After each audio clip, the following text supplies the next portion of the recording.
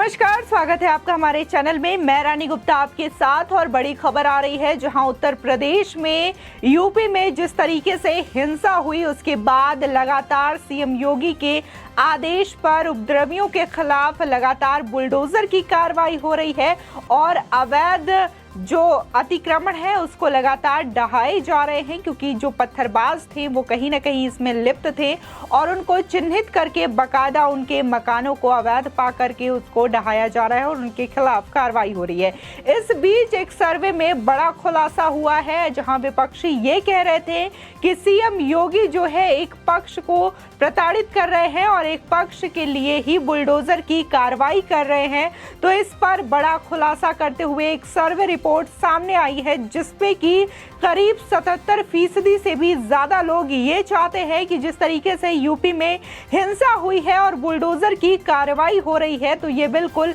जायज है और इसी तरीके से उपद्रवियों, साजिशकर्ताओं और जो दंगा में लिप्त लोग थे, पत्थरबाज थे, उनके खिलाफ यूं ही सीएम योगी आदित्यनाथ का बुलडोजर लगातार गरजता जाए। आपको बता दें कि ये सर्वे किया गया था बड़े पैमाने में, जिसपे कि देश भर के जो लोग थे उन्होंने अपना बहुमत दिया और करीब 77% से ज्यादा लोग ये चाहते हैं कि उपद्रवियों के खिलाफ बुलडोजर की कार्रवाई हो। इस बीच खबर ये भी आ रही है कि सुप्रीम कोर्ट में एक याचिका दायर की गई है, जिसमें ये मांग की गई है सुप्रीम कोर्ट के द्वारा कि जिस तरीके से बुलडोजर की कार्रवाई हो रही है उस पर विराम लगाया जाए। ये पक्षपाती कार्रवाई है और इसी के साथ ही जो याचिका दायर की गई है, जो कि रिटायर्ड जज और अधिवक्ताओं के द्वारा ये याचिका दायर की गई है, जिसमें यह भी कहा गया है कि नुपुर शर्मा के द्वारा दिया गया जो बयान है वो आपत्तिजनक है और इस वजह से हिंसा भड़की है। आपको बता दें कि जहां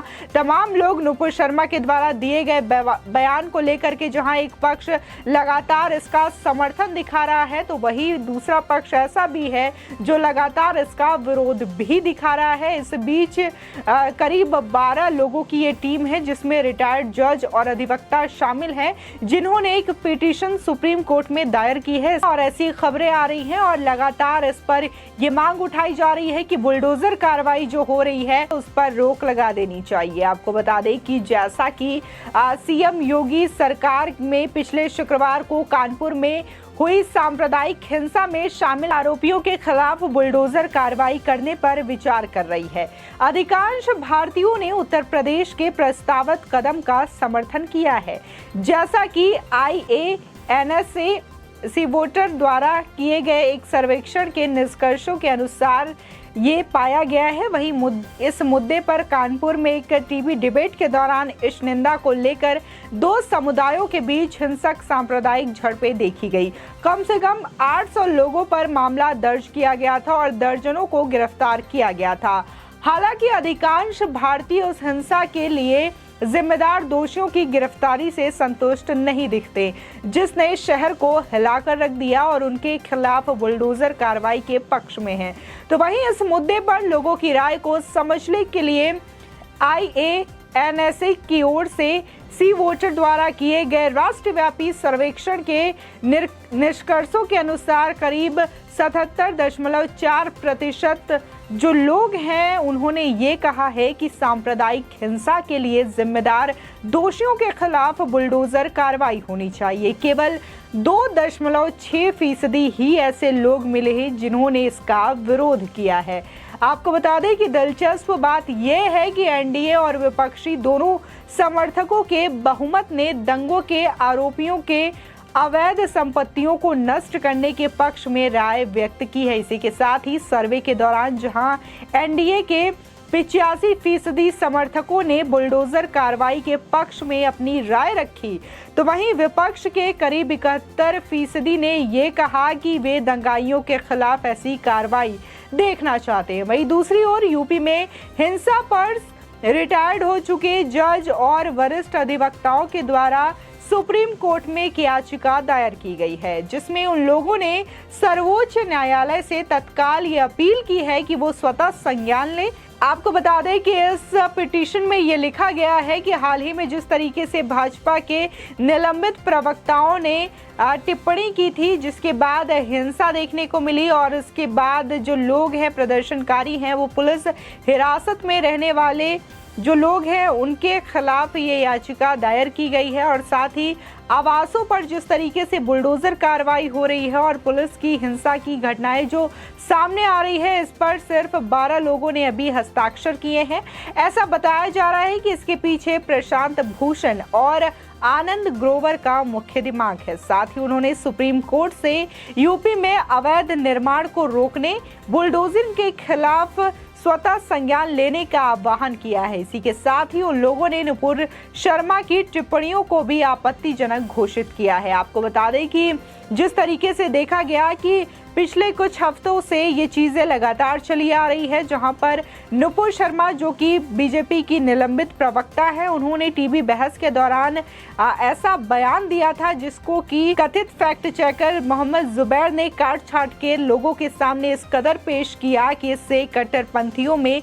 यह आक्रोश देखने को मिला और रातों रात ये वीडियो वायरल हो गया, जिसके बाद एक जो समुदाय है वो लगातार ये कहने को सामने था कि उन्होंने नुपुर शर्मा जो है उन्होंने उस धर्म का अपमान किया है और साथ ही इस तरीके की बातें की है। जबकि नुपुर शर्मा ने कई बार आके सामने इंटरव्यूज दिए हैं और साथ ही ये कहा है कि तथाकथित जो फैक्ट चेकर है उन्होंने मेरे वीडियोस को काट छाट करके लोगों के सामने पेश किया है, जिसके बाद से लगातार मुझे धमकियां मिल रही हैं। इसी के साथ ही मेरे परिवार वालों को भी धमकियां मिल रही हैं जान से मारने की। आपको बता दें इसके बाद हालांकि पुलिस ने उन्हें प्रोटेक्शन मुहैया कराई है, पुलिस सुरक्षा मिली है, इसके बावजूद लगातार जो लोग हैं वो इसका विरोध कर रहे हैं। इसी के साथ ही कुछ लोग जो है वो नुपुर शर्मा के समर्थन में भी हैं। आपको बता दें जहां पिछले दिनों देखने को मिला कि नेपाल के विभिन्न शहरों में नुपुर शर्मा के समर्थन में लोगों ने प्रदर्शन किया था। इसी के साथ ही सऊदी अरेबिया में चीजें देखने को मिली, जहां कुवैत सरकार ने यह डिसीजन लिया, जो वहां पर प्रवासी लोग थे नुपुर शर्मा के विरोध में प्रदर्शन कर रहे थे, उनको देश निकाला दे दिया। इसी के साथ ही उनका वीजा रद्द कर दिया और हमेशा के लिए वहां पर निलंबित कर दिया और बैन कर दिया ताकि वो दोबारा से कुवैत में ना जा सके। तो इस तरीके से तमाम खबरें नुपुर शर्मा को लेकर के आ रही हैं, जहां अपनी अपनी तरफ से लोग जो है कहीं विरोध दर्ज करा रहे हैं, कहीं इसका समर्थन दिखा रहे हैं। इसी के साथ ही अगर हम बात करें यूपी में जिस तरीके से लगातार बुलडोजर की कार्रवाई हो रही है, देखने को मिला कि कैसे कानपुर में हिंसा हुई थी एक हफ्ते पहले, उसी के बाद ही अगले शुक्रवार यानी कि ठीक 2 दिन पहले 10 जून को ये चीजें देखने को मिली थी, जब तमाम शहरों में यूपी के हिंसा भड़की थी। इसी के साथ ही दिल्ली, महाराष्ट्र में, रांची में भी हिंसा देखने को मिली थी। इसके अलावा अगर हम यूपी की बात करें तो यूपी में तमाम अपराधियों, तमाम पत्थरबाजों को चिन्हित करके उनके अवैध मकानों को ढहाने का जो काम है वो सीएम योगी के निर्देश में चल रहा है। इसी के साथ ही अगर हम बात करें जहां सहारनपुर में अपराधियों पर बुलडोजर गरजा, तो इसी के साथ ही प्रयागराज में भी बुलडोजर गरजा और वहां पर जावेद पंप के घर को निस्ते-नाबूद कर दिया, बुलडोजिंग कर दिया गया सीएम योगी के आदेश पर, क्योंकि वो प्रयागराज दंगे का मेन मास्टरमाइंड बताया जा रहा था। इसी के साथ ही जहां कानपुर में देखने को मिला, कानपुर में हयात हाशमी जो कि वहां का हिंसा कराने का मेन मास्टरमाइंड था, उसके करीबी के घर में भी बुलडोजर चला और उसको भी बुलडोज कर दिया गया। इसी के अलावा तमाम जगहों पर अभी भी जो टीम है वो लगातार निगरानी कर रही है, इसी के साथ ही सर्वेक्षण कर रही है और जो अवैध अतिक्रमण है, मकान है, उनको चिन्हित करके उस पर बुलडोजिंग की कार्रवाई की जाएगी, ऐसी आशंका जताई जा रही है। आपको बता दें कि जहां शुक्रवार को हिंसा देखने को मिली थी, उसके बाद से ही लगातार पुलिस एक्टिव है, इसी के साथ ही सरकार भी एक्टिव है और सीएम योगी आदित्यनाथ ने एक अहम मीटिंग बुलाई थी शनिवार को और उसमें कड़े डिसीजंस लिए थे, जिसमें कि ये अहम डिसीजन था कि तमाम जो लोग हैं उनको चिन्हित करके सख्त से सख्त कार्रवाई की जाएगी। इसी के साथ ही जो तमाम साजिशकर्ता हैं, पत्थरबाज हैं, दंगाई हैं,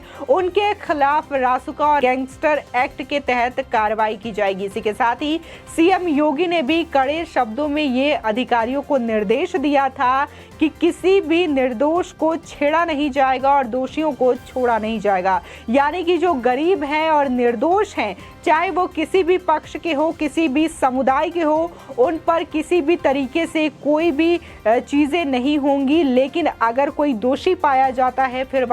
वो किसी भी समुदाय का हो, किसी भी पक्ष का हो, उस पर कार्रवाई होना लाजमी है और ये सही भी है। इसी के साथ ही तमाम जो विपक्ष के नेता हैं वो कई बार इस पर सवाल भी उठाते हुए नजर आए। जिस तरीके से हाल ही में देखा गया कि अखिलेश यादव ने जो बुलडोजिंग की कार्रवाई हुई थी प्रयागराज में मोहम्मद जावेद के घर, उस पर वो सवाल उठाते हुए नजर आए थे और उन्होंने पूछा था कि ये कैसा इंसाफ है। अगर आपको याद दिला दे तो जब हिंसा हुई थी तब अखिलेश यादव इस पर कुछ भी बोलते हुए नजर नहीं आए थे, लेकिन जैसे ही बुलडोजिंग की कार्रवाई उपद्रवियों के खिलाफ हुई तब उन्होंने बोलना शुरू किया। इस पर भी लोगों ने उन्हें सोशल मीडिया पर लगातार ट्रोल किया और उनको याद दिलाया कि कैसे जब उत्तर प्रदेश में सपा की सरकार थी तो आए दिन वहां पर क्राइम होते रहते थे और इसी के साथ ही दंगे भी भड़कते रहते थे और जो तमाम गुंडा और माफिया होते थे उनका राज कहीं ना कहीं यूपी में देखने को मिलता था, सपा की सरकार में देखने को मिलता था। लेकिन जब से